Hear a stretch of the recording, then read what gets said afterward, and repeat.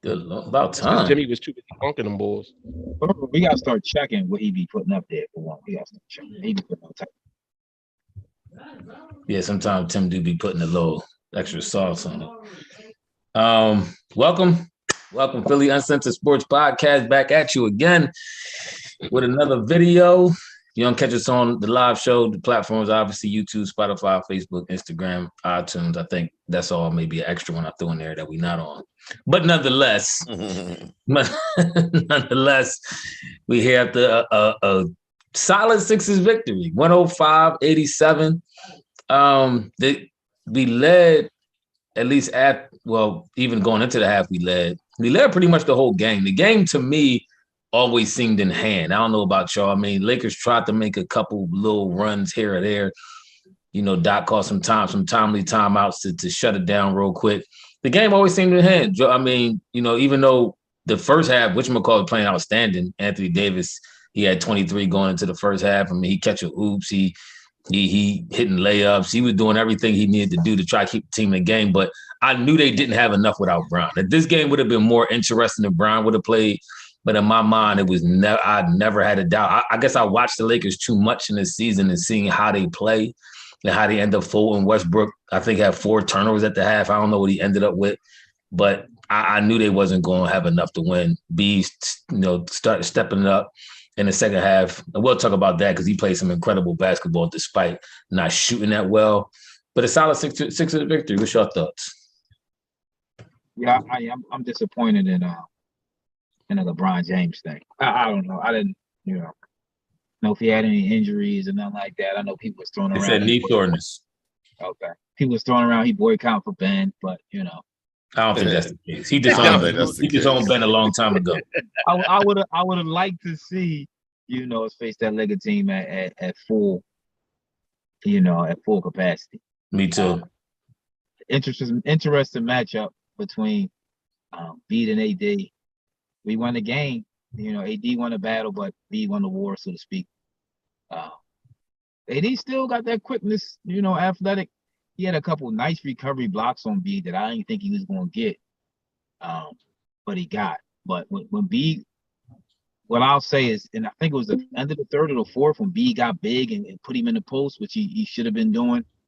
Mm-hmm. He got an and one, and I think he got like a couple back-to-back fouls on AD. He did. So, I like to see that he realized what he had to do to go ahead and get them points. But the Sixers, the supporting cast, man, really, really stepped up. Harris, 3 for 5 from 3. Danny Green, first game back, 3 for 7. Niang, the minivan, 4 for 6. So the supporting cast, man, the supporting cast really stepped up this game, man. So, that was good to see. Depleted Lakers team, not really a great Lakers team, but it's a game you're supposed to win, and we handled them. We handled business. Mr. Wing said, "Watch a Cadillac Converter. You look like you on the shady part of the dark part of Fairmount Park."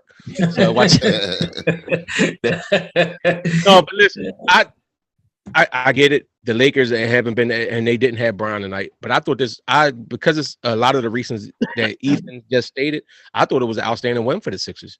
You had Embiid not playing his best. To me, he looked. I'm not taking nothing from AD. AD looks spry, but AD did spend a whole lot of games out. That's them fresh legs. When boys, like, it was kind of like when after Embiid got his legs underneath of him the first couple games, he was ripping and running, doing everything.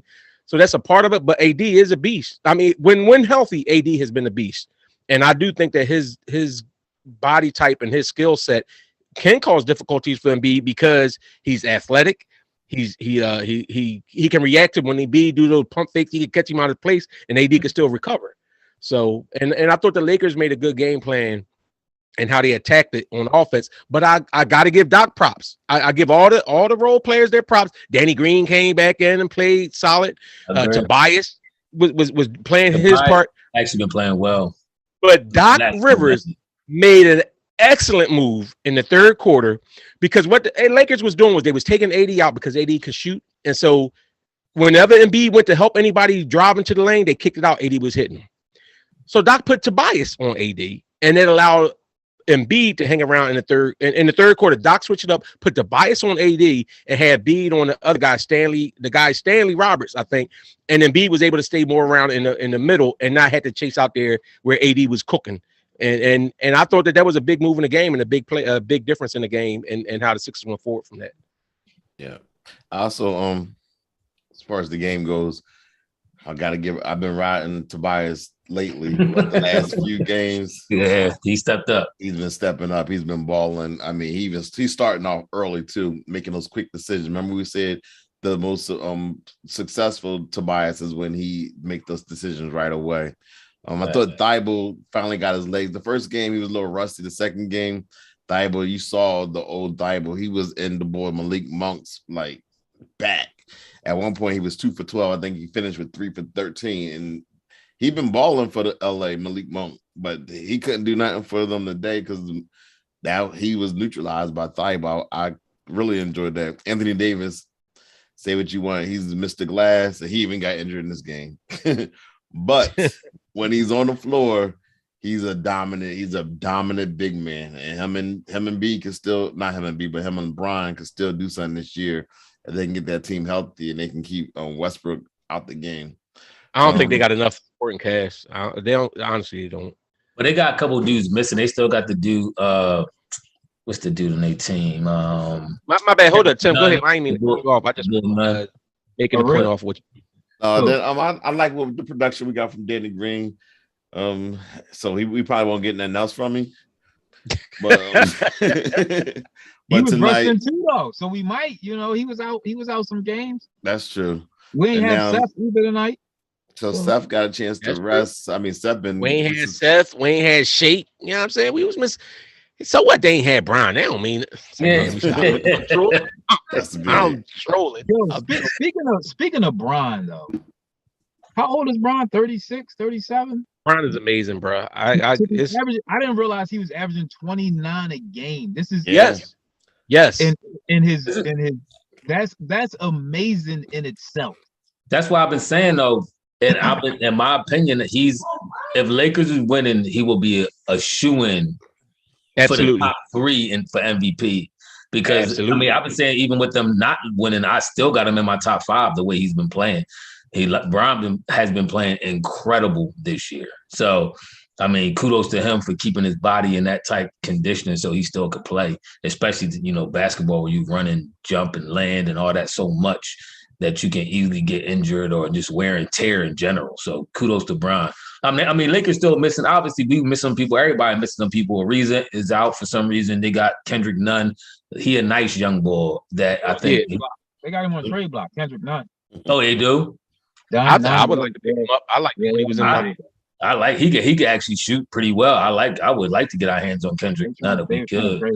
But I think he's one of the pieces I think that could help him because he's a young dude, could run the floor, could shoot. But I do agree with Tim though. If AD and LeBron together, I can't never count those two out. Like especially Bron, and he got AD. He take the ball to Westbrook, and Westbrook had 6 turnovers tonight. He actually been doing pretty good with his turnovers as of late because I think last game he had like 4 or 5. Last 2. He had 5. Yep. But before that, he was on like a streak of like 5 games where his turnovers was down. But that's because they was taking the ball out of his hands. Like LeBron was kind of dominating the ball more. That's what you got to do to Westbrook. Yeah. I didn't realize how much he struggles and he doesn't play defense like that. Who's that? No. Westbrook. It's terrible. Yeah, but real quick, I know they were saying B was getting double to triple all game. It was quite a few times when AD was one-on-one with B and still got the block, got the block. So let's not act like every time he was double. AD played some great one-on-one defense against B. I agree. I give props where props is due. He did. What he got, like 3 blocks on B tonight? And that's what I wanted to. And I agree with you. I kind of felt it was a little bit like, to me, Embiid came out and looked tired. To me, like it was a couple times when he drove to the basket and he just fell. You know how when he get them weak legs, like drop to the basket, nobody even touch him and he fell. Like to me, when I see him doing that numerous times, I'm like, his legs looking dead. But that being said, I'm not taking nothing from AD because, like Ethan said, on a couple of them plays, Embiid was making plays that he made on everybody else, and AD recuperated and punched him. So AD was balling. I'm not taking nothing from AD. No matter what, I don't care if Embiid was tired. looked a little tired or whatever else. It ain't helped that he was going against AD because he could look a little tired against some of them other dudes and still put up numbers. AD did his thing tonight. I'm not taking nothing from him. He did. Yeah, I know I definitely got to give AD some props. Which would call Herbert Saunders, he agreed with you. He said Joel looked a little tired. Plus, he's trying to cover up for Korkmaz in the pick and roll. Our two worst players in the pick and roll. I agreed that he looked a little tired. It reflected in his free throws. He shot 61% from free throw. He missed a lot of free throws he normally don't miss. That's sometimes a sign of being a little bit fatigued. I will say he is playing at the highest IQ level he's ever played at before. And it's getting better because sometimes you still see him do some plays and you're like, dang, you should have passed that. But for the most part, he's making the right passes. He's getting other dudes. He had a couple. I think he ended with 7 or 8 assists tonight, but he also had a couple of the hockey assists. The as I like to say, the Steph Curry effect. When you get doubled, though, you swing it to one ball swing it to the next ball, and the other ball, and he get the wide open shot. Now you don't get credit. And I heard Van Gundy kind of comment on that too, but you don't get credit for it. But it was really you was the product of that play. So you've been seeing a lot more of that would be. So this team going to go as well as he could go, and that's why I think you need to make a move to get somebody in here so he's playing right now at this level. Ethan sent the little clip from, I guess, JJ Redick podcast. He's saying the same thing. Now is the time to make the move. You're going to waste a year of Joel Embiid if you don't get something for Ben and get some players in here because the league is wide open, and I agree with him. It's open for anybody's taking. We got to at least try to seize this moment. Not that we want to do a dumb trade and nothing like that, but I think we need to get a good quality trade. Yeah. And really try to get this chip. Don't feed into it, Tim. What's that? Hey, listen, y'all. Y'all know we definitely going to address it at some point in time. We're going to address Shaq. We're going to address Shaq going that. We're going to go address Shaq going that Ben. But we still talking about this game a little bit because this game, man. Like I said, I appreciate it because Embiid. So that's none. That's Kendrick Nunn from the Miami Heat, Phil. That's who the Lakers got. You on their bench. I'm sorry. Go ahead.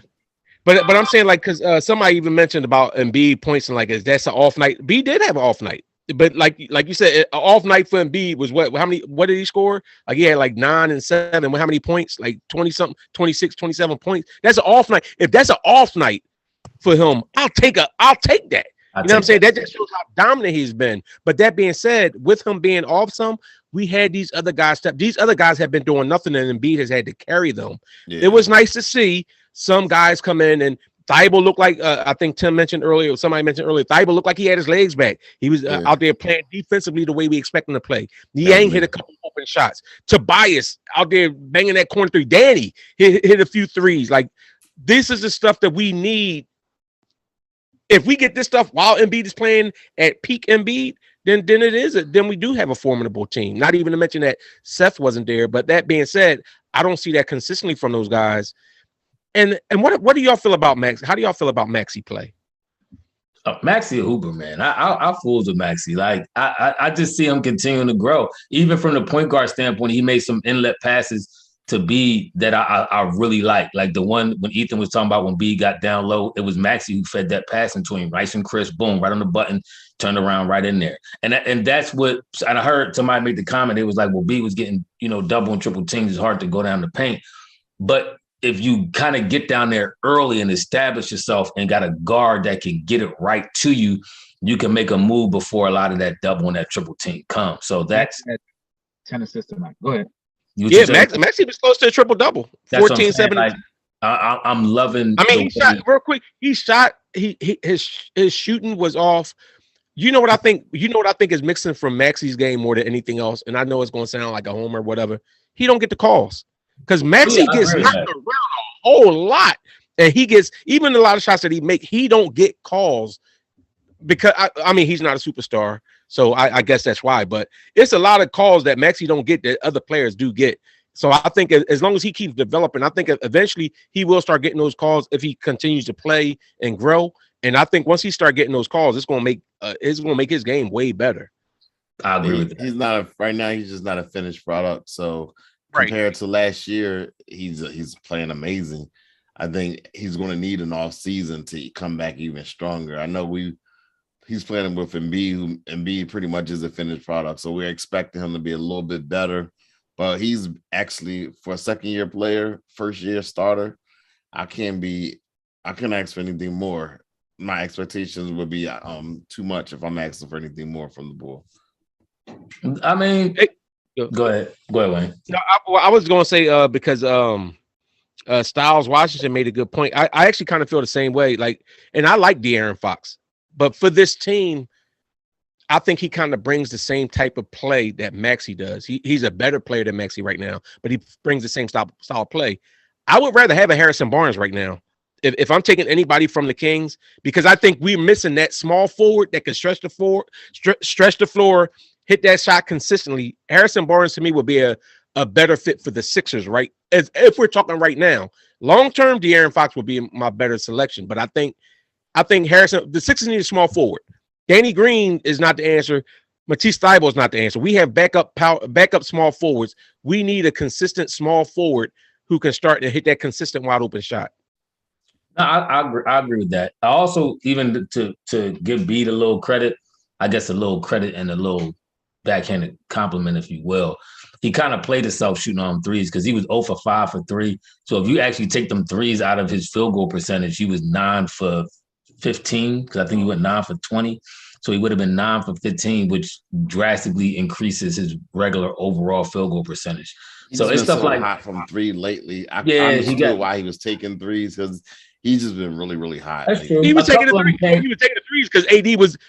That's what happens when a team plays excellent defense on you. But you also miss a lot of them shots. Like I said, his legs looked a little tired to me, and that's not making an excuse. I'm just saying what it looked like. It could have been it looked like that because AD put the cuffs on him. Now I'm saying I don't know what caused it, but his legs. He looked like his legs wasn't completely under him tonight, and it could have been because of Lakers defense. Hey, no, Brandon, I actually wasn't. He said, Brandon Stokes said, Efer real quiet for once and constantly looking off the screen to watch his real team Golden State. I'm actually looking at the comments. Sometimes I just sit there and look at the comments and just try to, pull from what y'all saying over there. I got this comments on one section. I got the stats. This is the stats on the other section. I don't got the game on right now, but I'm about to put it on this second. But I do want to see Curry get out of the slump. But yeah, so we're gonna talk on that what Shaq was saying about Ben Simmons before the game. Wait, real quick. Somebody said this is a contract year for Wiggins. So Wiggins is a free agent next year too? Wiggins was playing well the last 2 years though. I don't know. I'm not even asking. I'm not taking nothing from Wiggins. I'm just saying, is he going to be a free agent as a small forward? Is he going to be a free agent this offseason? That's a good question. I don't know. I'm not sure about that. As a resident, that offseason, that free agency pool started to look a little bit better. It is, but at the same time, I mean, you could have been. We still got to dump. So we're going to do with Ben Simmons' contract though. Like, you still got to. Ben Simmons is going to get traded by the offseason at least. Hopefully, I'm hoping he gets traded before the trade deadline. Myself.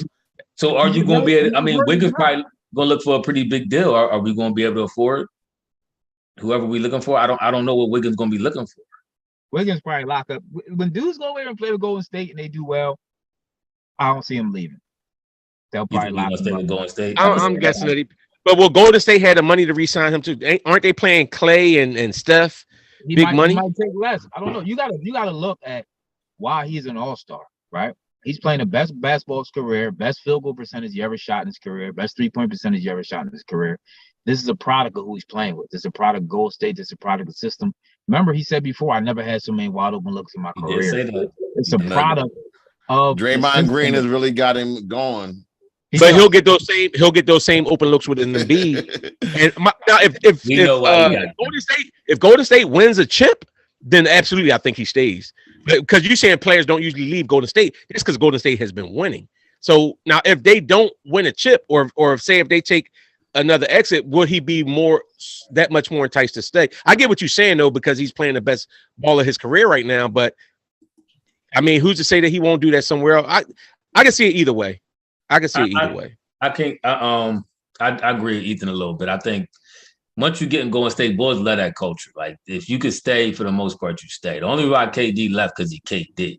Like, even look at Andre Iguodala. He was used to always kind of do a little sideways hating and all this, only to come right back around full circle. Like, everybody who plays there, for the most part, says that the way the organization, I guess, treats you, how they got everything set up, they really enjoy playing there. I don't see Wiggins, unless somebody wows him with a big-time contract, I don't think he's going to leave, to be honest with you. Hold on. I think I checked something. P.A. Sasson said this is the most games Embiid has played in a row. Is that a fact, or that's just him throwing something out there? It might not. Other than that, COVID miss Embiid hasn't missed games for real.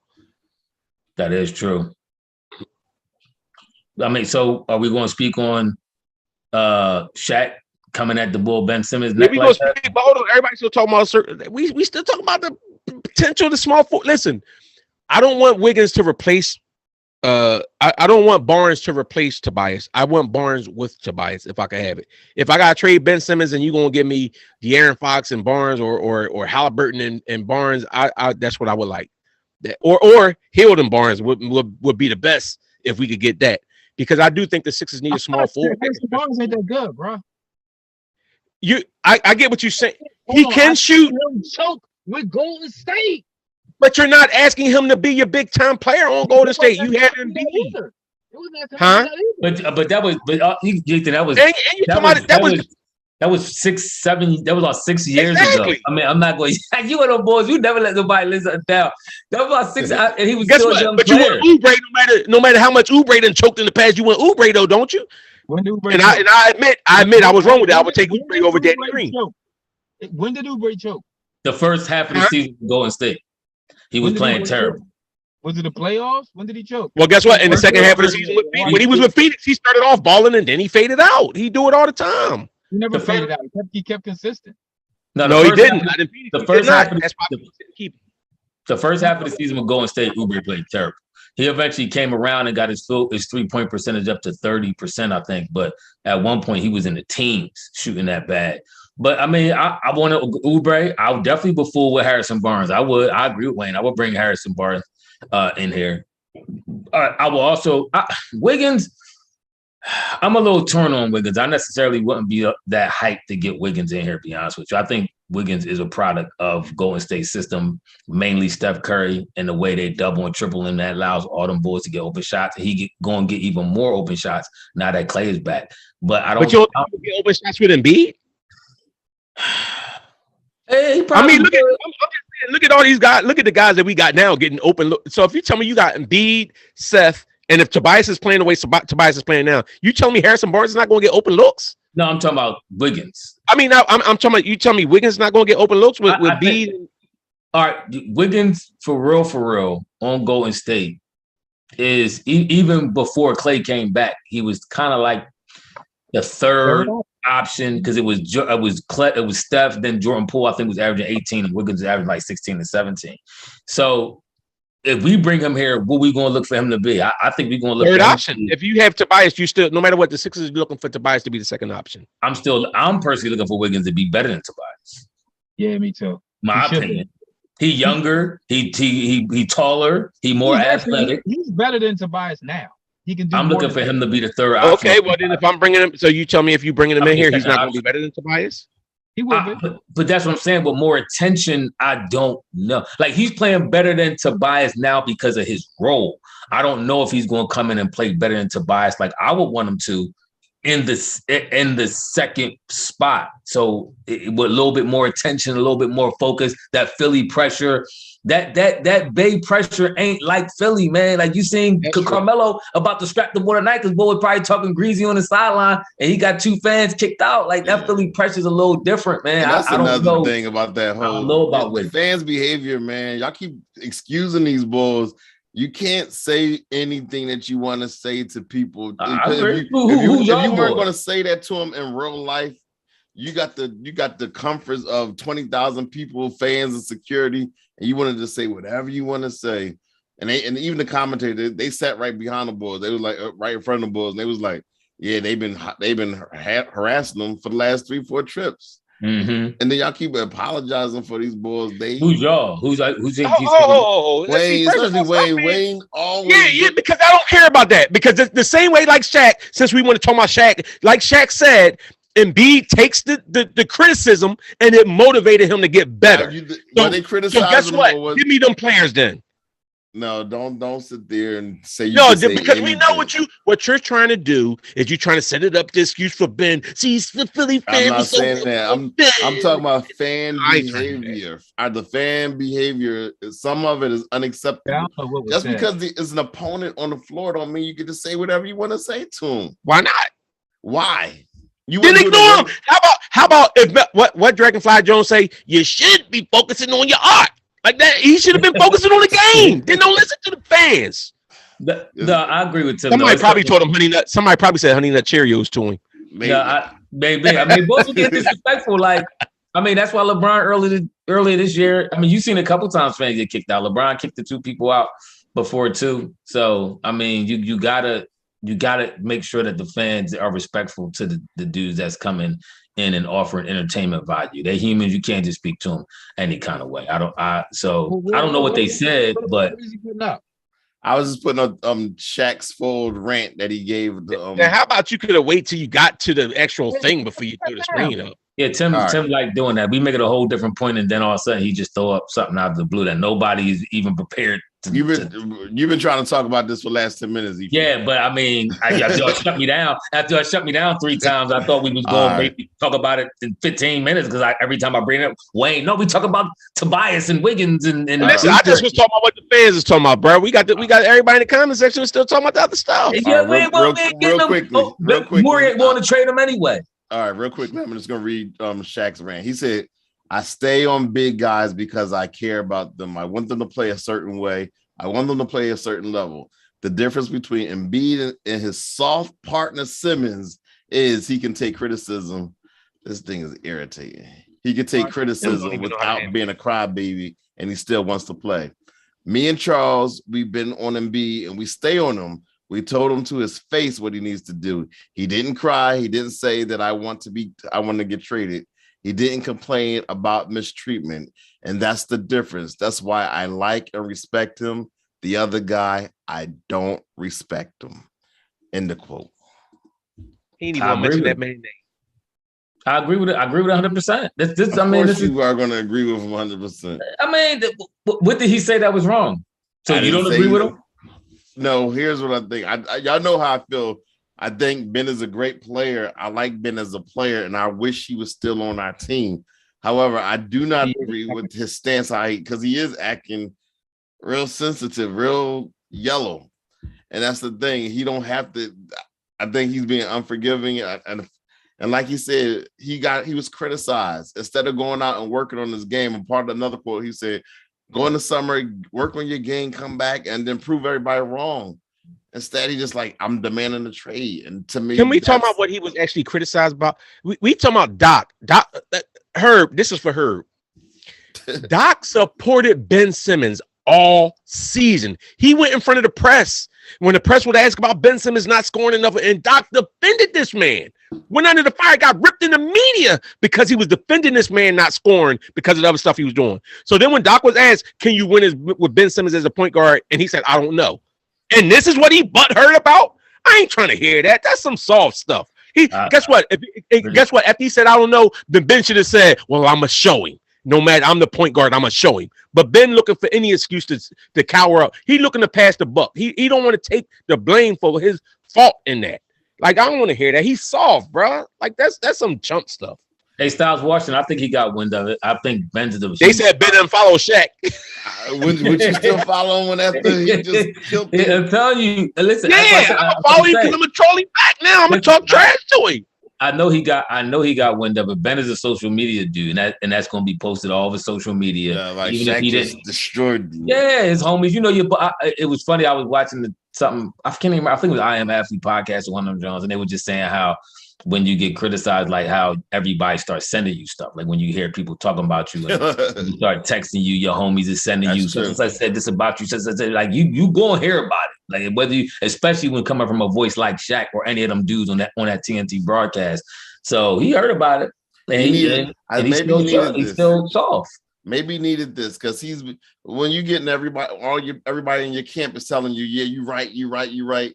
Now he actually got somebody who's not affiliated with the Sixers, who's not affiliated with the city, coming in and saying, you know what, dude, you straight acting wrong. You did wrong.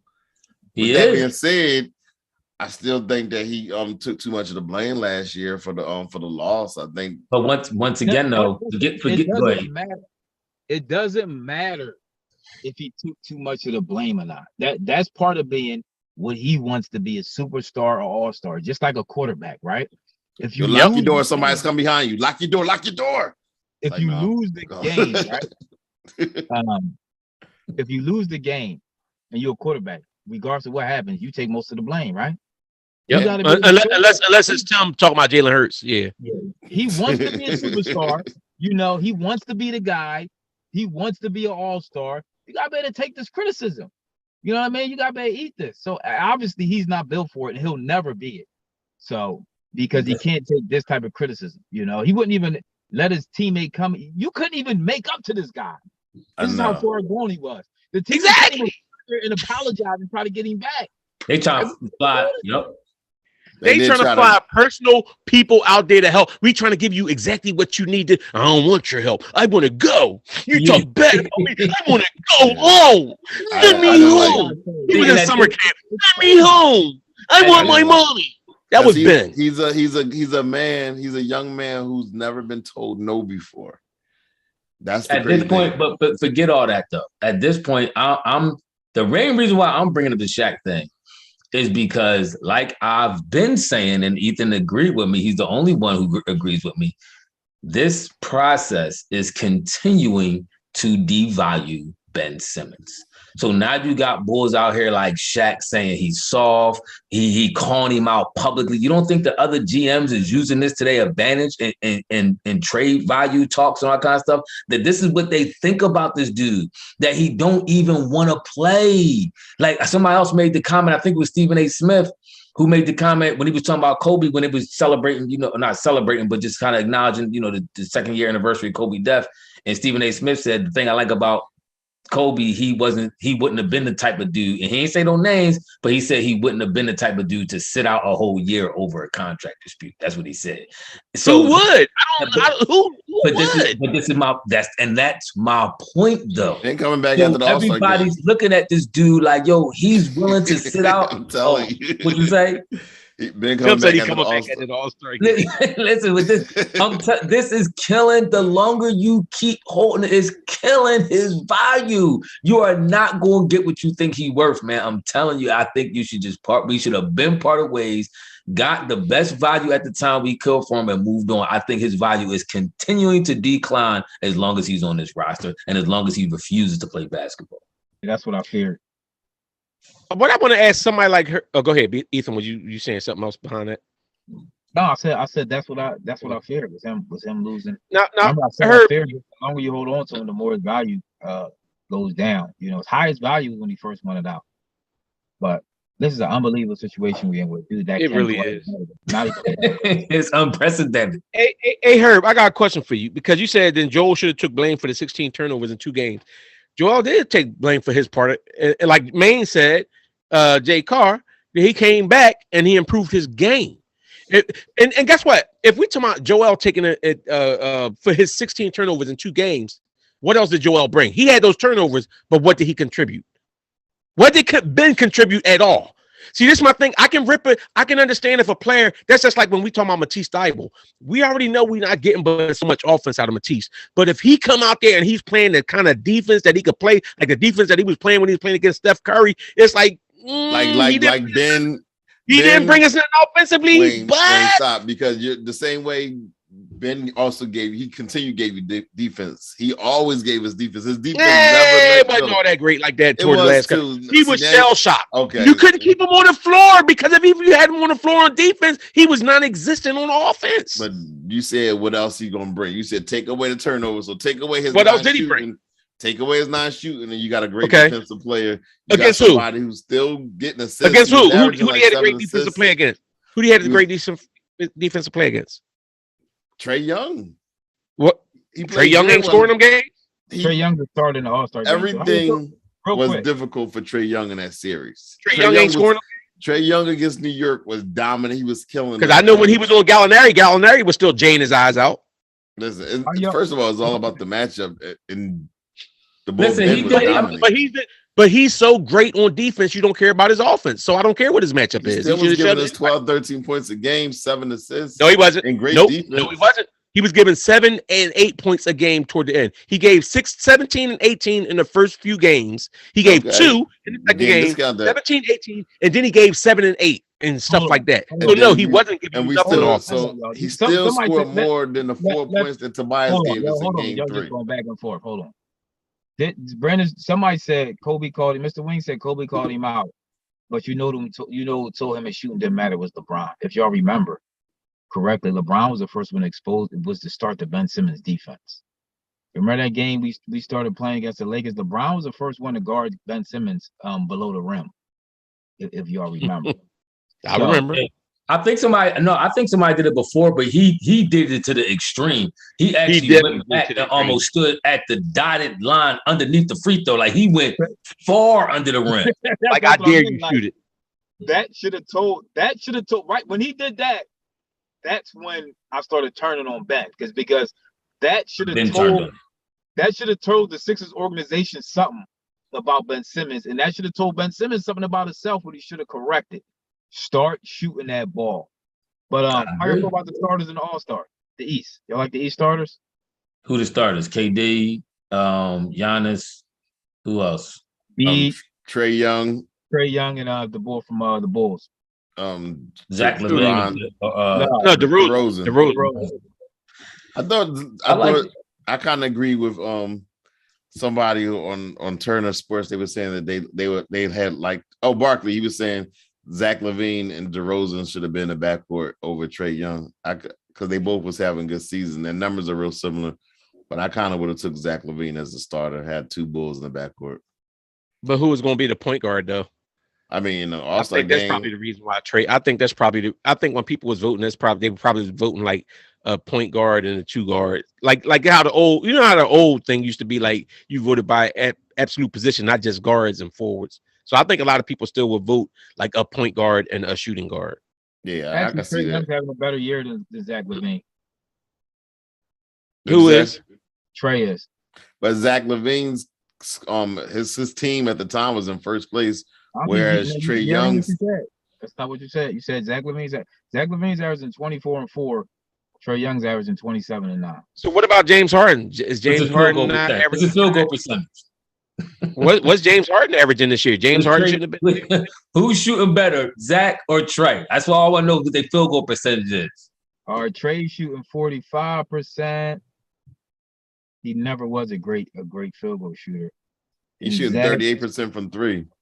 And Zach shooting 48. Guess what? There's no way Trae Young should have made it over Harden.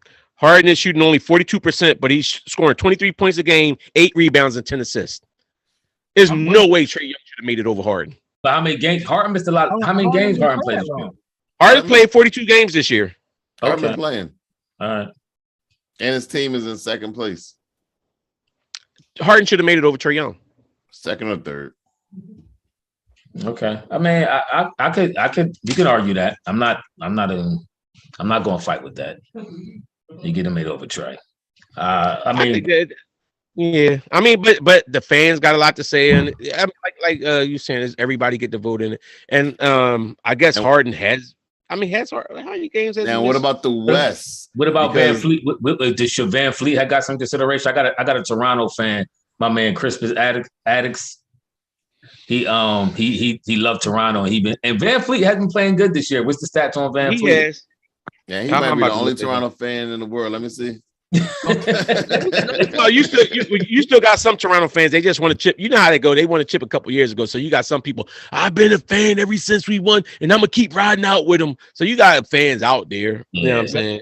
Something JJ Redick said too about Trae and Ben. He said right now he think the league is the most wide open than it ever been, which I said before. I agree with that. You can get a top 25 or 35 player in the league, and that'll help you win the chip. And I said this to Wayne. I don't know if I said this on here. But it's only a few players in the league that don't need another superstar that I believe can win a chip. Embiid is one of them because he can cover up so much on both the offense and defensive end. Just like Giannis can. Just like Giannis don't have another superstar, but he still won a chip. Embiid to me is that type player. So if you surround him with solid players, just like Milwaukee has solid players, they're not superstars. You got Middleton, you got Drew, you got Bobby Portis, you got the center. What's the center ball? They're not superstars. So if you surround Embiid with this type of talent, to me, we got a chance to win a chip. This is why I'm wasting this dude's best year right now. He's playing at an all-star level. He can carry your team, but he just needs a little help to get over the hump. Get that man that help, and we might have a shot at winning the chip. And I'll tell y'all what I told Ethan when he told me that. That's the best argument he's made yet. because I can see that's actually a very good point. That's a very good point. And I'm again, but real quick for the record, no, Van Fleet is not playing better than Harden. Van Fleet has played 41 games and he's averaging 21 points. I'm just saying, can he have but I'm just saying, but I'm just saying if we're going, Harden didn't even make the All-Star team. And I'm saying Van Fleet didn't deserve to get there over Harden. Harden make a starter. They still didn't announce to back the other players. He just didn't make a starter. So but I'm thinking Harden should be over Trae Young, in my opinion. What was Van Vliet stats? His stats is 21.7 point scoring, 42% field goal, 4.7 rebounds, and 7 assists. That's not touching James Harden. It's around the same shooting percentage. Harden's had 2 more points and like 4 more rebounds and assists. He's shooting 39% three too. That's incredible. That's really good 3-point shooting. Who's shooting that? Van Fleet? Van Fleet. He's shooting 39.3%. Averaging. It was Harden's 3-point shooting. How many Van Fleet shoot a game? That I don't know. I gotta find that out. Just say it on there. I'll find it out in a second. How many? Did you look up, Wayne? You look up how many Harden shooting the game. I'm gonna look it up right now. But I mean, I'm not saying he should have been an All-Star game, but I do think sometimes dudes get overlooked because the market that Harden's this year. Harden's shooting 33% from 3, but he's shooting 7 threes a game. But like I said, he's averaging 10 assists and 8 rebounds. With his 20, Harden, right? You're getting Van Fleet, Ethan. Van Fleet is shooting 10 threes a game, 9.9 threase a game. That's pretty good. 39%. That's very good. My thing with Harden is you get one player, right? You might even lose a player in that trade to try to get Harden, right? Is that enough? If you trade, let's just hypothetically, if you trade Ben for the Sacramento, where you got a couple players, you're not really losing players. You're adding to your team. When you to try to get Harden, trust me, they're going to want something else from the Sixers. It's not going to be a straight up Harden Ben swap. It is because you bringing me somebody. It is. It is going to be. It can be a straight up swap because New Jersey don't have any. They don't have anything to operate with. He's a free agent. He could leave and they get nothing. It's going to be a sign and trade. So that's what I'm saying. They can do a sign and trade, but they don't gotta give them any draft picks. They don't. But I guess Tim is saying since we'll be on the Miami side this time, Ethan. The way Miami was with the sign and trade, we'll be on it. We'll be how Miami was, where they got the upper hand on us. But that being said, upper hand. I'm just saying to you the same way you use that. Go ahead, Ethan. Because they don't want to lose him for nothing, Tim is saying. Right. If you don't get something, he'll just walk away for nothing. He's a free agent, unrestricted. So the ball is kind of not necessarily in the Sixers court, but it's not all the way out of our court neither, if you know what I'm saying. So it is some leverage that we have because they don't want to just lose him for nothing. But to your question about would I rather a Harden over a few players? First of all, Harden has that pedigree where you do get that NBA. Let's not act like it don't make a difference when you have the same thing. Like I want to say about Maxey, you don't get them calls. Harden get them calls. So when you're telling me Harden has that pedigree, Harden always lost. He still got a decent amount of calls in the playoffs. Harden had Kevin Durant last year and lost. Harden had Chris Paul, he lost. Harden had Westbrook, he lost. So stop. Ho. He still needs more. Wait a minute. Harden didn't get hurt last year. That was the whole thing. He didn't get. He had. When you was. I don't want to hear it. But you're saying he had Durant. He did have Durant, but Harden blew his hamstring out. Remember that part? Harden carried the team for the year, and then Durant came in and was fresh and was balling, and Harden blew his hamstring out. Remember that part? Now, that being said, we still have Joel Embiid. So are you telling me you have a healthy Harden who's averaging 10 assists? Now you have a guy that actually can distribute the balls, the ball, pardon me, balls. Distribute the ball to people like Seth Curry and Niang, these guys that can shoot and they're getting open looks from a Harden. I think Harden, adding a player like Harden right now would put the Sixers up there. I mean, if you break that, I wouldn't be mad. I'm back and forth with Harden. He actually is playing pretty well this year. So I'm kind of judging him off of how he was playing earlier when he wasn't playing that good. But I'll give Harden credit. He has adapted to the game and not getting the foul calls and still is able to score. He's still able to contribute, pass, rebound. So I mean, he kind of did what B did for real. B started off struggling early. Now he came around. It hasn't been to the level of Joel Embiid, but he definitely is playing at a high level where if he came on here with the Sixers right now, I have no complaints. I would take Harden with open arms. If he came here with the Sixers, I'd be totally fine with that. Yeah, hit that like button, hit the subscribe button. Are you willing? Now, if it's just Harden add to this team, yes, I take it.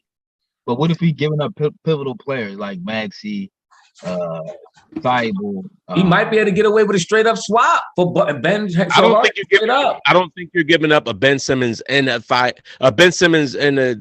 Well, you said Maxey or Thibault.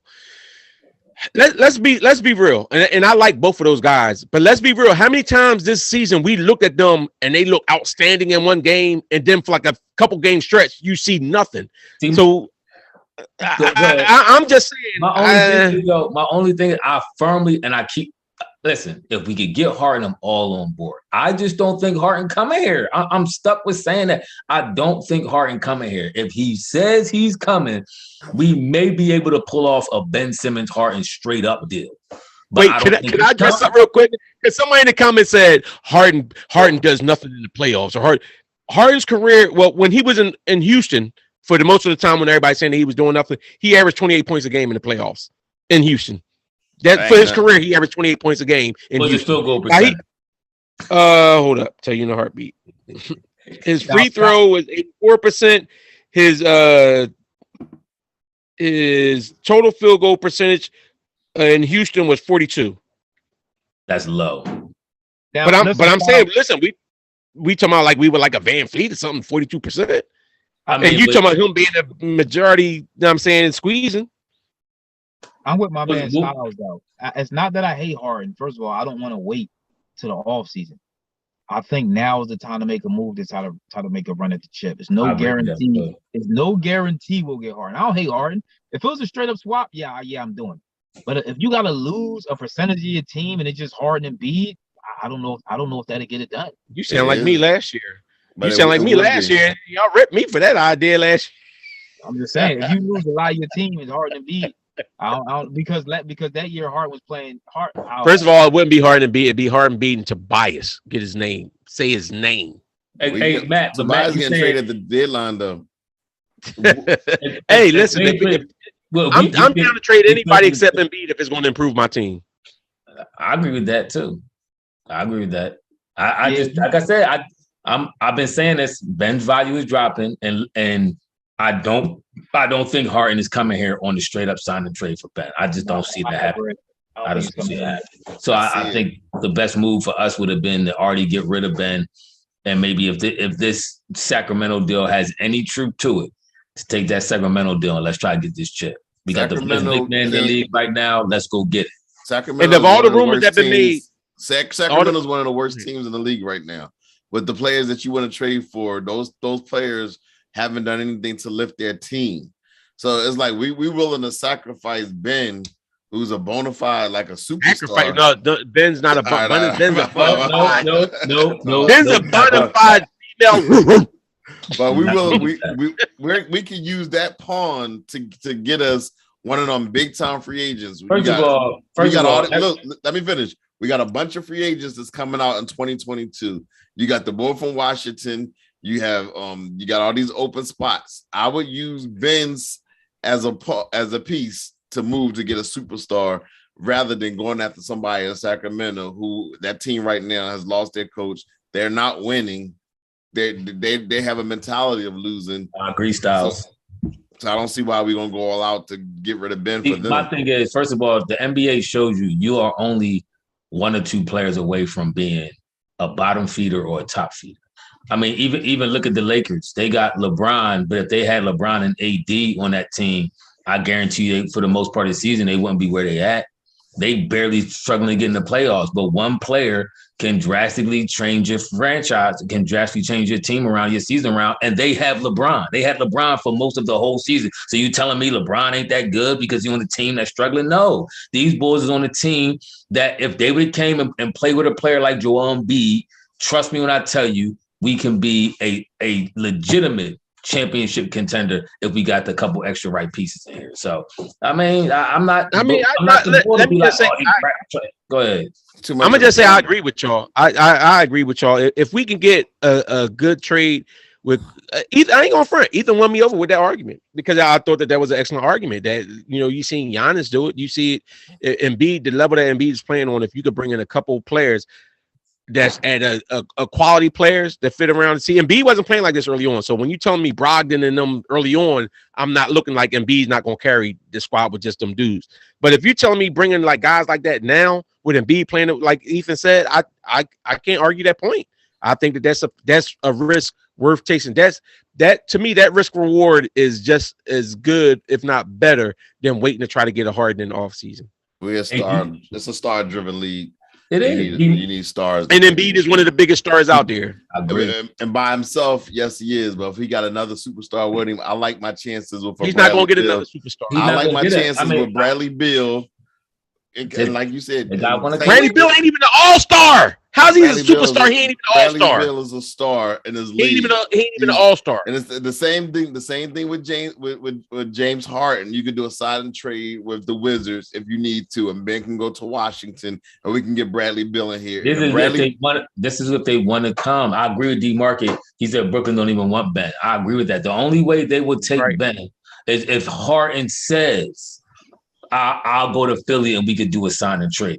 And they realize, okay, that's not necessarily true. I don't think they really. Maury already said with some of these trades that they're talking about, it would have to be 3-team deals. They could involve a third team. Maybe they don't want Ben, but maybe they could send him somewhere else. And they can get somebody else. But once again, it's all contingent on James Harden saying, "I want to go to Philly." That's what he's saying. When did he say? He ain't never say that. Stop lying. Stop deceiving the listeners. Why didn't he sign he had a chance to sign a max deal when James Harden signed the max deal. He said that I don't want that max deal because I want to go to Philadelphia. No, he didn't. He didn't say that, but that's what I feel. He not say that. He really ain't say that. He wants to get wooed. He wants to get wooed by these teams. He do. To fly him out. That was Cap. That was Cap. Yep, I'm telling you. He said I don't think it's Cap. If it means he's coming back to the Nets, but he wants that experience. He wants Morey. I don't think he's coming back to the Nets though. I don't think that he's sold on Nash. And I told people, that Nash wasn't a good fit. I thought the guy that they fired as coach was a better coach than Nash, but Kyrie didn't like him. Kyrie had things about him. I will say this. I honestly think he's getting frustrated with the whole Kyrie thing. I think it's more Kyrie than Nash. I think because you got to think about it. Harden got the vaccine. KD got the vaccine. Kyrie the only one get the vaccine. And Harden probably like, boy, listen, I got the vaccine. I put my body at risk, if you will, if you think that's what it is. And I got it. Why aren't you getting it? And now you called me over here to come play with you because you're to win a championship. And now you're not even playing all the games because that's when they interviewed him after the game. And he was saying, I'm frustrated because we're not as good as we should be. Now, why are they not as good as we should be? Because KD can't help it. He hurt. But Kyrie ain't hurt. And ain't playing or playing half the game. To get a jab. I mean, but to Ephraim's point, it ain't just about the jab. Remember last year, Kyrie woke got woke and had issues with other stuff too. Why? So Why? Because it's he not cared just about the Jazz. he cared about his people. He wanted. I'm not listen. I'm not. Honestly, as a person, now you sound like the media. He's no. woke. Listen. Listen. As a human being and as a black man, I'm not mad at the way that he feels. All I'm saying is, if you're talking about from a basketball point of view, I can understand where Harden is like, it's always something with this guy. So I can understand that part of it. I'm not mad at him. I'm not mad at him. I'm not mad at him for him feeling the way that he feels. I'm okay with that. Listen, okay, you are, but you Harden are a fan. Harden as a teammate may not be as okay with it as you are. This is all I'm saying with that. But to Tim's point, I will say this. I was meditating on this the other day, and Tim just keeps saying how, you know, Morey want Ben back here, and I think Wayne agreed with him. And as I thought about it, I think he do. I think he wants Ben to play, and I think some of the high trade value that he's asking for is almost like a sideways attempt to let Ben know, like, this is how much I value you, that I'm asking for 8 players and 2 first-round picks, but because we really want you here. I kind of think he do, and that's foolish in itself because Ben don't want to be here. So now you vying. It's like the bull who grow for the streets, and you know she's for the streets, and you won't. She dying to go, and you like, no, but I really let you. Here go the diamond ring. Let me show you how much I really let. And she like, yo, let me go back to the streets. And this is what Ben is saying. And when she giving him the love, it's magic. But she not, but Ben not the thing. But she holding out. She holding out. Ben with cold turkey, so he ain't even giving you the love. And you still trying to show that you really love him by adding these high trade values. And Ben like, so what? I don't care. I want to go. This is foolish. Get rid of him, boy. I'm telling you. But somebody else made the point. We are in the same division as the Nets. Yeah. I mean, if we're going to trade for anybody in the division, I honestly, at this point right now, I would take Jaylen Brown. That would be my choice that I would want, because he plays offense and defense, and I think that he can be big time in certain moments. You don't need him to be big time all the time. You just need him to be big time in certain moments. And I think Jaylen Brown will fit this team perfect. I just won't waste. This is probably one of our best opportunities to win a chip, to truth be told. Right now, the way Ben's playing, the way the league is wide open. So, hey Herb, I heard that earlier. He said that Kendrick Perkins was on ESPN, and he was saying that he's friends with Harden and he's willing to go to Philly. I listen. I heard all this. Listen, I heard all this before. I heard that Larry Brown. I mean Brett Brown. What's his name? Brett Brown and the coach from and Popovich was so cool that they had a deal in the bag for Kawhi. And how'd that go? So I don't care about all this. You my man, and I'm gonna look out for my man. He's telling you because my man.